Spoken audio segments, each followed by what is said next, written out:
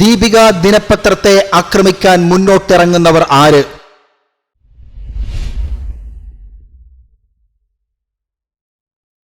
ദീപികയിലെ റംസാൻ ആശംസകൾ എന്ന പേരിലെ വ്യാജ പ്രചരണത്തിന് പിന്നിലെന്ത്? താമരശ്ശേരി രൂപതയിലെ വൈദികൻ ഫാദർ ജോസഫ് കളത്തിൽ പത്രമാധ്യമങ്ങളെ ഭയപ്പെടുന്നതാര് എന്ന ശീർഷകത്തിലാണ് അച്ഛന്റെ കുറിപ്പ്. 100 ബയണറ്റുകളേക്കാൾ ശക്തിയുള്ളവയാണ് 4 പത്രങ്ങൾ എന്ന് പറഞ്ഞത് നെപ്പോളിയൻ ചക്രവർത്തിയാണ്. 19-ാം നൂറ്റാണ്ടിലെ ബ്രിട്ടീഷ് രാഷ്ട്രതന്ത്രജ്ഞനായ എഡ്മണ്ട് ബെർക്ക് പത്രങ്ങളെക്കുറിച്ച് വിശേഷിപ്പിച്ചത് അവ ജനാധിപത്യത്തിന്റെ 4ാമത്തെ തൂണാണ് എന്നാണ്. നിയമനിർമ്മാണവും നിയമം നടപ്പിലാക്കലും നിയമം വ്യാഖ്യാനിക്കലും ഒരു രാജ്യത്ത് നടക്കുമ്പോൾ ആ രാജ്യത്തെ കെട്ടിപ്പടുക്കാനുള്ള സവിശേഷമായ ഉത്തരവാദിത്തം മാധ്യമങ്ങൾക്കുണ്ട് എന്നാണ് ഇവിടെ അർത്ഥമാക്കുന്നത്. ഇപ്രകാരം ജനാധിപത്യത്തെ നിലനിർത്തുന്നതിനും വികസിപ്പിക്കുന്നതിനും ഓരോ രാജ്യത്തും പത്രങ്ങൾ സവിശേഷമായ പങ്കുവഹിക്കുന്നുണ്ട്. കൃത്യമായ വാർത്തകൾ പൊതുജനങ്ങൾക്ക് കൊടുക്കുകയും അവരെ ബോധവൽക്കരിക്കുകയും ചെയ്യുക എന്നതാണ് മാധ്യമങ്ങളുടെ കടമ. രാഷ്ട്രവുമായി ബന്ധപ്പെട്ട അഭിപ്രായങ്ങളെയും നിലപാടുകളെയും വിലയിരുത്തുക എന്നത് കൃത്യമായ വാർത്തകൾ പൊതുജനങ്ങൾക്ക് കൊടുക്കുകയും അവരെ ബോധവൽക്കരിക്കുകയും ചെയ്യുക എന്നതാണ് മാധ്യമങ്ങളുടെ കടമ. രാഷ്ട്രീയവുമായി ബന്ധപ്പെട്ട അഭിപ്രായങ്ങളെയും നിലപാടുകളെയും വിലയിരുത്തുക എന്നത് മാധ്യമങ്ങളുടെ കർത്തവ്യമാണ്. സോഷ്യൽ മീഡിയയും മറ്റും വ്യാപകമായ ഈ 21-ാം നൂറ്റാണ്ടിലും പത്രത്തിന്റെ സ്വാധീനത്തെ ആർക്കും വില കുറച്ച് കാണാൻ സാധിക്കില്ല. കാരണം വ്യത്യസ്ത വിഷയങ്ങളുമായി ബന്ധപ്പെട്ട് ആഴത്തിലുള്ള അറിവും വിലയിരുത്തലുകളും പത്രങ്ങൾ നൽകുന്നു. മലയാളത്തിലെ ആദ്യത്തെ പത്രമായ ദീപിക ഇന്ന് സോഷ്യൽ മീഡിയയിലൂടെ വളരെയധികം വിമർശിക്കപ്പെടുന്നു. ഒരുപക്ഷെ ഇതുപോലെ വിമർശിക്കപ്പെടുന്ന മറ്റൊരു പത്രവും മലയാളത്തിൽ ഇല്ലായിരിക്കാം. എന്തുകൊണ്ടാണ് ഇത്തരം വിമർശനങ്ങൾ?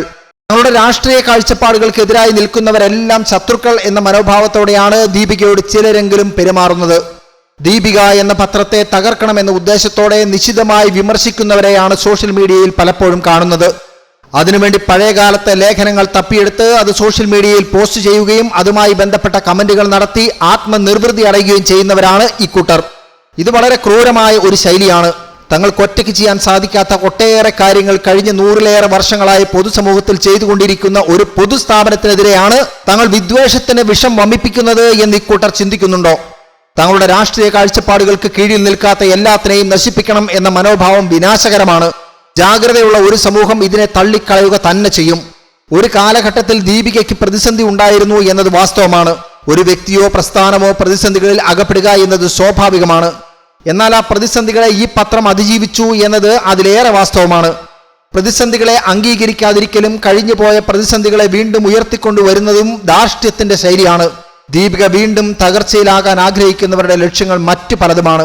ഒരു കാലഘട്ടത്തിലെ പ്രതിസന്ധിയിൽ നിന്ന് ദീപിക കരകയറിയിട്ടും ഏത് വിധേനയും അതിനെ ഇല്ലായ്മ ചെയ്യുക എന്ന ലക്ഷ്യത്തോടെ പ്രവർത്തിക്കുന്ന ഒരു കൂട്ടർ തങ്ങളുടെ പ്രവർത്തികളെ ആത്മപരിശോധന ചെയ്യേണ്ടതുണ്ട്. പൊതുസമൂഹത്തിന്റെയും പാർശ്വവൽക്കരിക്കപ്പെടുന്നവരുടെയും ശബ്ദമായി എല്ലായ്പ്പോഴും നിലകൊണ്ട ഒരു പ്രസ്ഥാനത്തെയാണ് അന്ധമായ ആരോപണങ്ങൾ ഉന്നയിച്ചുകൊണ്ട് ഇത്തരക്കാർ ഇല്ലാതാക്കാൻ ശ്രമിക്കുന്നത്.